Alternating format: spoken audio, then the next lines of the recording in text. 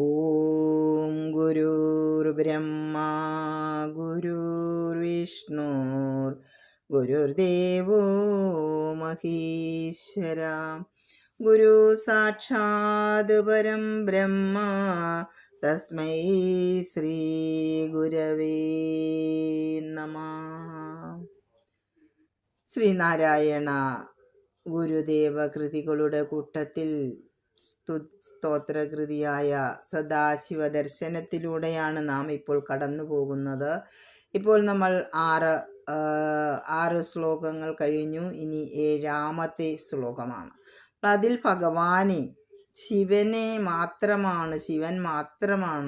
ഒന്നു മാത്രമാണ് എൻ്റെ ദൈവമെന്ന് ഗുരു ഉറപ്പിച്ച് പറയുന്ന അതായിട്ടാണ് നമ്മൾക്ക് 6ാം ശ്ലോകം കാണാൻ സാധിക്കുന്നത്.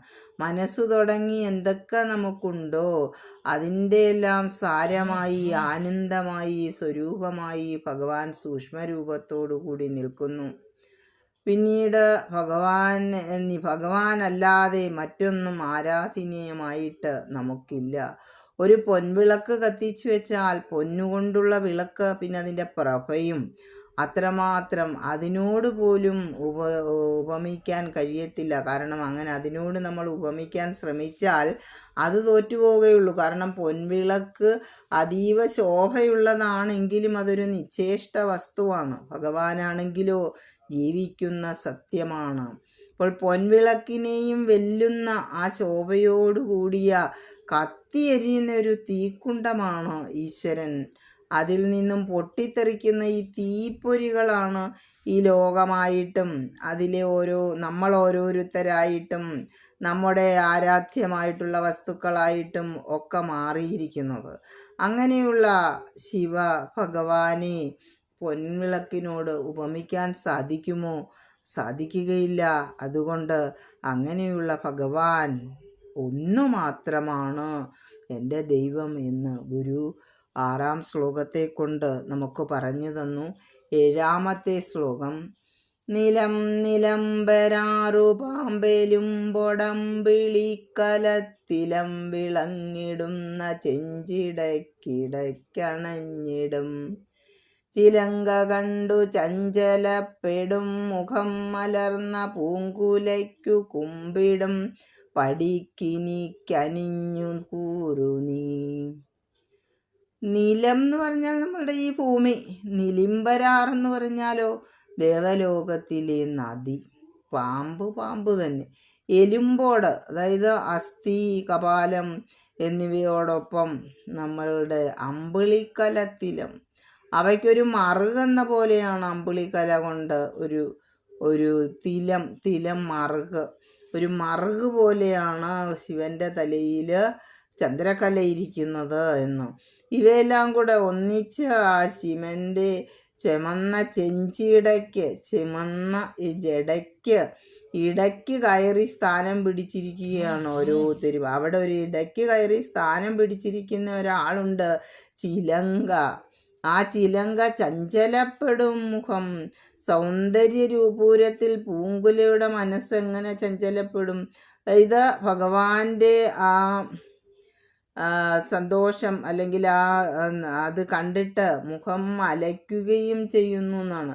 അപ്പോൾ പൂങ്കുല ഭഗവാനെ കണ്ടിട്ട് ആ പൂങ്കുല ആ സൗന്ദര്യം കണ്ടിട്ട്, ലോകത്തിലെ നല്ല സൗന്ദര്യമുള്ള ഒന്നാണ് പൂങ്കുല ആ ഭഗവാന്റെ സൗന്ദര്യം കണ്ടിട്ടാണ് അങ്ങനെ വിരിഞ്ഞു വന്നത്. എന്നാൽ അതിനുപോലും ചഞ്ചലമുണ്ടാക്കുന്നതായ, അതിനുപോലും അത്ഭുതമുണ്ടാക്കുന്നതായ മുഖം.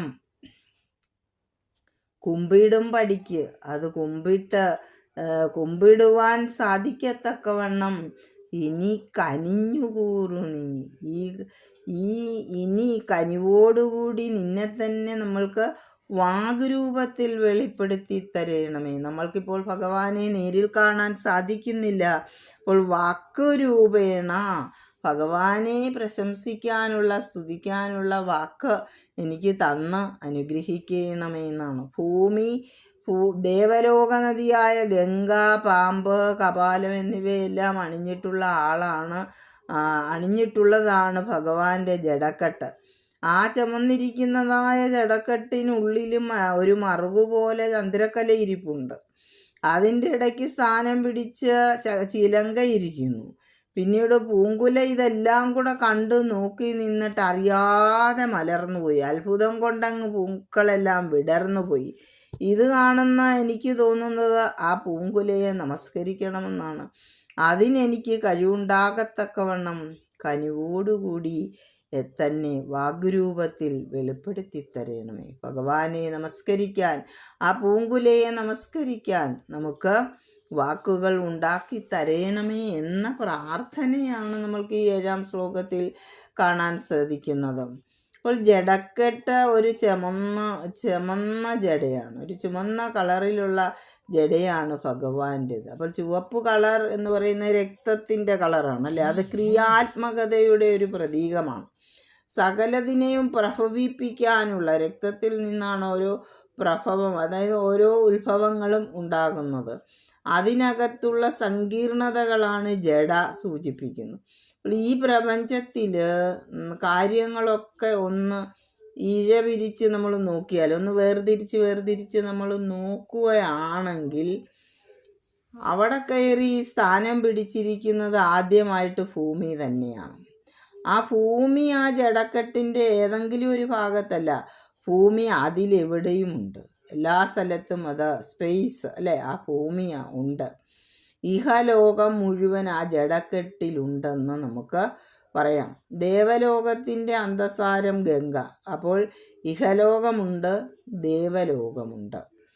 പിന്നെ പാമ്പും കപാലമാലയുമൊക്കെ അധോലോകത്തെയാണ് സൂചിപ്പിക്കുന്നത്. അപ്പോൾ ആ ജടയിൽ ഇഹലോകമുണ്ട്, ഭൂമിയുടെ ലോകമുണ്ട്, ദേവലോകമുണ്ട്, അധോലോകമുണ്ട്. ഇതെല്ലാം ഭഗവാന്റെ ജടയിൽ സ്ഥാനം പിടിച്ചിരിക്കുന്നു. ഇങ്ങനെ സമസ്ത ലോകങ്ങളെയും ഉള്ളിലൊതുക്കിക്കൊണ്ട് നിൽക്കുന്ന ഒരു ജട, അതിൻ്റെ സൗന്ദര്യം എങ്ങനെ വർണ്ണിക്കുവാനാണ്? ഈ സൗന്ദര്യത്തിൽ നിന്ന് ഈ 3 ലോകങ്ങളിലുള്ള സകല വസ്തുക്കളും സൗന്ദര്യത്തെ ആവാഹിച്ചെടുക്കുന്നു. അങ്ങനെ അവയെല്ലാം സുന്ദരമായിട്ട് തീർന്നു. സുന്ദരമായി കാണുന്നതെല്ലാം തന്നെ ഈ ശിവന്റെ ജടയിലുള്ള സൗന്ദര്യത്തിൽ നിന്ന് സുന്ദരത സ്വീകരിച്ചതാണ്. സുന്ദരമായ മുഖം അണിയിച്ചൊരുക്കുമ്പോൾ അതിന് മാറ്റുകൂട്ടാനായിട്ട് നമ്മളൊരു മറുകു കുത്തും, ഒരടയാളം, ഒരു കറുപ്പടയാളം കുത്താറുണ്ടല്ലേ. എന്നാൽ ഭഗവാന്റെ ജടക്കെട്ടിലെ മറുവ് കറുത്തതല്ല, അത് അമ്പിളിക്കലയാണ്. കാരണം അവിടെ ചുമന്നിരുണ്ടിരിക്കുന്ന മുഖത്ത് കറുത്ത മറുകല്ല, വെളുത്ത മറുകാണ് വെച്ചിരിക്കുന്നത്. നന്നായി തെളിഞ്ഞു പ്രകാശിക്കുന്ന മറുകാണ് വേണ്ടത്. അതുകൊണ്ട് ഭൂമി, ദേവലോക, നദി, പാമ്പ്, കപാലമാല എന്നിവയാൽ അലങ്കൃതമായിരിക്കുന്ന നിൻ്റെ ആ ചെഞ്ചിടയിൽ, ആ നിൻ്റെ ജടയിൽ തിലകമായിട്ട്, ഒരു പൊട്ടായിട്ട്, ഒരു മറുകായി അങ്ങനെ അമ്പിളിക്കല ശോഭിക്കുന്നു. ഇവിടെ അലങ്കൃതമായിരിക്കുന്ന ഈ ജടക്കെട്ട് സദാ നൃത്തം ചെയ്യുന്ന സ്വഭാവമുള്ള ഭഗവാന്റേതാണ്. നൃത്തത്തിന് ഒഴിച്ചുകൂടാൻ പാടില്ലാത്തതാണ് ചിലങ്ക. ആ ചിലങ്കയിലെയും ചിലത് നിന്റെ ജടക്കെട്ടിൽ തന്നെയാണ് കയറി കൂടിയിരിക്കുന്നത്. എല്ലാവർക്കും ഇരിക്കാനുള്ള സ്ഥലം അതാണ്. അങ്ങനെ മഹായോഗിയായ നിന്നിൽ ദൃശ്യവും ശ്രാവ്യവുമായ സൗന്ദര്യങ്ങളുടെ ഒരു യോഗഭാവമായി ജടക്കെട്ട് മാറിയിരിക്കുകയാണ്. അതൊരു യോഗഭാവത്തിലിരിക്കുകയാണ്. എല്ലാറ്റിനെയും ഉൾക്കൊള്ളുന്ന, എല്ലാ സൗന്ദര്യങ്ങളെയും ഉൾക്കൊള്ളുന്ന അത് അലൗകികമായ ദൃശ്യമാണ്. ഈ ദൃശ്യം പൂങ്കുല ഒന്ന് കണ്ടു എന്നാണ് പറയുന്നത്. ആ പൂങ്കുല കണ്ടിട്ട് അത് അത്ഭുതം കൊണ്ട് ആ കുലയിലുള്ള പൂക്കളെല്ലാം അങ്ങ് വിരിഞ്ഞുപോയി, വിടർന്നുപോയി. അങ്ങനെ അതും സുന്ദരമായി തീർന്നു.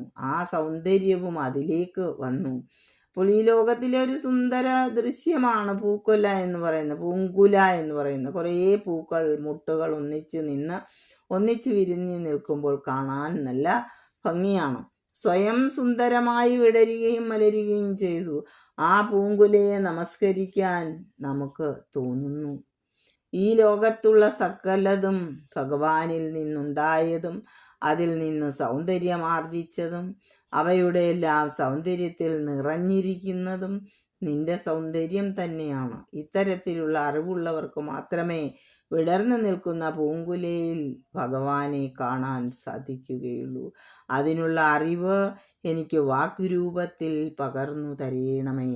എൻ്റെ വാഗ്രൂപത്തെ, അതായത് ഭഗവാനെ സ്തുതിക്കുവാനുള്ള വാക്കുകൾ എനിക്ക് ലഭിക്കുവാനുള്ള, അല്ലെങ്കിൽ ഞാൻ ആ വാക്കുരൂപത്തിലാണ് ഭഗവാനെ സ്തുതിക്കുന്നത്, അതിനെനിക്ക് ആ വാക്കുരൂപങ്ങൾ തന്ന് അതിനുള്ള അറിവ് തന്ന് അനുഗ്രഹിക്കണമേ എന്ന പ്രാർത്ഥനയോടെ 7-ാമത്തെ ശ്ലോകം.